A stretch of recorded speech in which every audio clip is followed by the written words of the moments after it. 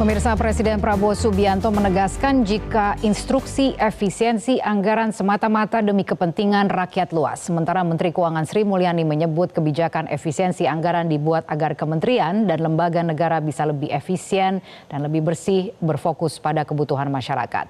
Berikut informasi selengkapnya, tunggu apa lagi bersama Kata Oma. Renyahnya bikin lagi dari telur dan bahan alami.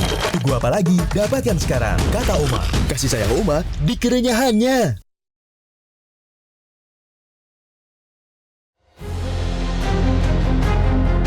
Pada sambutannya di pembukaan Kongres ke-18 Muslimat Nahdlatul Ulama di Jatim International Expo di Surabaya, Jawa Timur pada Senin siang 10 Februari lalu, Presiden Prabowo Subianto menegaskan jika instruksi efisiensi anggaran yang tercantum dalam Inpres nomor 1 tahun 2025 adalah semata-mata untuk kepentingan rakyat luas. Presiden menegaskan akan menghentikan bahkan membersihkan semua praktik penggunaan anggaran yang dinilainya tidak perlu dan mubazir. Menurut Presiden, saat ini ada sejumlah pihak yang tak ingin kebijakan efisiensi ini berjalan. Namun Presiden tak menghiraukannya dan tetap berpegang teguh pada kepentingan penghematan anggaran untuk rakyat. Instruksi penghematan anggaran negara diharapkan bisa merealisasikan program makan bergizi gratis dan memperbaiki sejumlah sekolah yang rusak. Karenanya, Presiden melakukan pemangkasan anggaran, khususnya biaya perjalanan dinas ke luar negeri. Saya melakukan penghematan. Saya ingin pengeluaran-pengeluaran yang tidak perlu, pengeluaran-pengeluaran yang mubazir, pengeluaran-pengeluaran yang alasan untuk nyolong, saya ingin dihentikan, dibersihkan.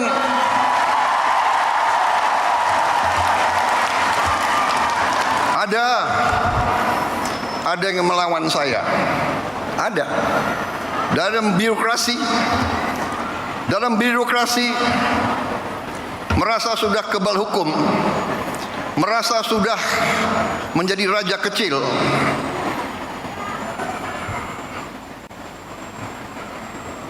Ada. Saya mau menghemat uang itu untuk rakyat. Menteri Keuangan Sri Mulyani menyebut dampak positif dari langkah penghematan yang diambil pemerintah sebagai upaya untuk menutup celah potensi korupsi. Penghematan anggaran diharapkan mampu memperbaiki kualitas belanja negara, termasuk biaya operasional menteri. Selain mengikuti arahan Presiden, langkah efisiensi anggaran diharapkan bisa mendorong kementerian dan lembaga untuk lebih kreatif memperoleh pendapatan. At this moment, we are also implementing what we call it efficiency and in this case, effectiveness of the budget. Across ministries and agency, we look in a more detail the why and how much they spend, and they're asking the budget for their program as well as for the ministry's activity. President Prabowo has already repeatedly mentioned that he want this spending to be efficient, better, clean, and focused, especially in serving the need of the people.